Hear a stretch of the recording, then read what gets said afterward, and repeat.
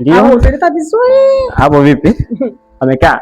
Yaani urudi, yaani wahi kurudi. Sasa wewe dishie huo unataka kitembezi. Nataka hapa saa 12 usharudi nyumbani. Sio unaelewa? Sio mambo kijiweni, sio mpira, sio wapi, sitaki kusikia. Basi hamna shida nimekuelewa. Ngoja nikubatie. Haishagi maneno wewe.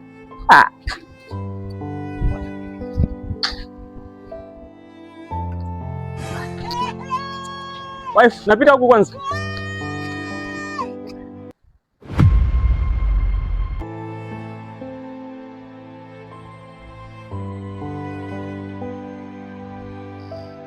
Hey, sister.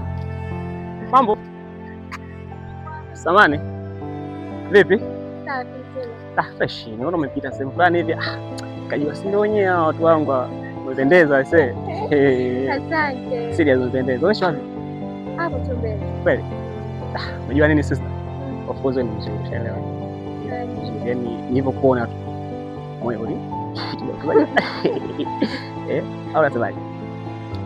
Wewe ni mzuri, nikupenda. Au unasemaje? Una mke? Mnasina. Kweli. Kweli. Namba yako? 0? Ndio. 12. Ndio. 1. Ndio. 77. Wewe, hapo ndo kazini. Sasa mbona nilikuwa nasikia tu kwa majirani, kumbe ni hatari kweli. Moto wako tayari. Rafiki yangu tu. Rafiki yako huyu. Kwa fanya nini hapa hadharani? Huyu shoga yangu kwa pesa. Hebu nisikie kwanza. Dada mimi fanya nini? Yaani nimekuwa mabatanga. Kaka kitungia. Kia. Huyo kwa kiongozi. Mara wewe mbona shoga unatia kwanza mlango ukipiga tamoja kwa yaani wewe yaani mpaka mabaki tu nimekufa. Ana mbona unieleza vizuri? Sikia. Nataka kusikia. Yaani nakwambia hivi leo yanazungumzika mke wangu. Ninataka talaka yangu baba. Yanazungumzika. Sikusiba mimi mwanaume ukitulizi. Tatu tutembea tu uone taibu. Sikia twende nyumbani.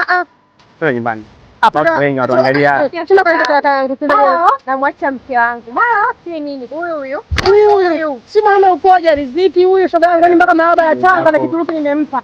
Nimeenda mpaka sasa hizo kwa sababu uliziki zungumza. Hebu niache. Sasa kwa nini pata yangu? Sasa tutakuwa ni twende kwa talaka yangu.